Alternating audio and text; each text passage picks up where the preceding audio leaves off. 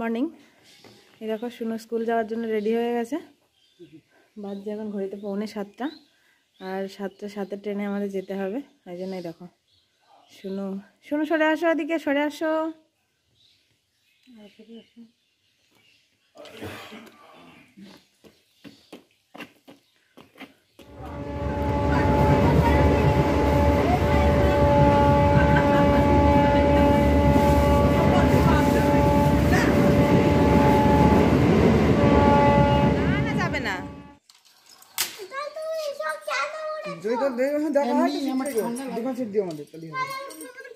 মালা গাচ্ছে রেডি হবে তারপর তো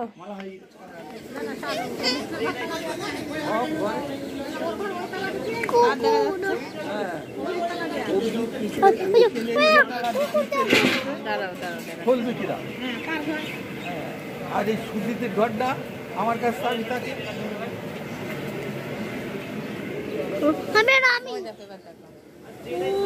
কুকুর থেকে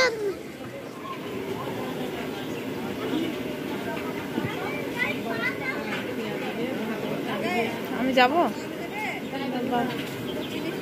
হ্যাঁ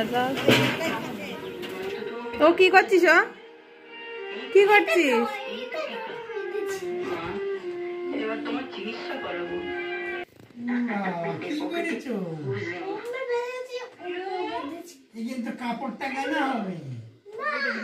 ঘড়িতে বাজছে এখন 7টা, আর চলে আসলাম রান্নাঘরে।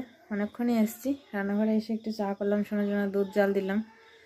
তো ভোজ খেয়ে আস্তে আস্তে বিকাল হয়ে গেছিলো 3:30।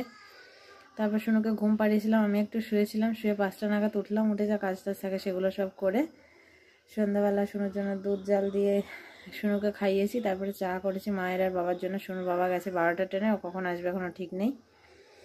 আর এদিকে এখন ভাত বসালাম অল্প একটুখানি, আলু আর পেঁপে সিদ্ধ দিয়ে। আর ওই যে বাড়িতে নিমন্ত্রণ খেতে গেছিলাম ওই বাড়ি ওরা সবাই শুনুর বাবা যায়নি বলে শুনুর বাবার জন্য সব খাবার দাবার পাঠিয়ে দিয়েছে। তো ও নাও খেতে পারে। আর বাবা বলছে খাবে না ভাত, মাও বলছে খাবে না। দেখি আমার শেষ অবধি কী হয়, খেতেও পারি নাও খেতে পারি, এখন বলতে পারছি না। তো ভাত অল্প একটু বসালাম সামান্য, আর ওরা দিয়েছে। ওই ভাতে হয়ে যেত, শুনুর বাবা এসে যদি না খেতে চায় ওই জন্য আবার নতুন করে বসিয়েছি। তো দেখলে শুনু খেলা করছে ঘরে, এখন যায়নি, দেখি একটু পড়ানো যায় কি, একটু পড়াতে বসাতে হবে। স্কুলে তো আজ প্রথম অভিজ্ঞতা হলো, গিয়ে দেখছি কান্না করছে। আসার সময় ছুটি হয়ে গেছে, ও দেখছি ঘরেই বসে আছে। তো আমি আবার গেলাম, জানালা দিয়ে যেই আমি দেখেছি আর ও আমাকে দেখেছে, দেখেই দেখছি কান্না করছে। শোনা কাঁদছো কেন? বলছি তুমি আসছো না, তাই জন্য আমার কষ্ট হচ্ছে। তো দেখা যাক কাল আবার কি হয়। তো চলো এবার যাওয়া যাক। তো বন্ধুরা আমরা চলে এসেছি ওপরে, এই দেখো সবাই শুয়ে পড়েছি। তো ঘড়িতে বাজছে এখন 10টা। মুখে আঙুল দেয় না।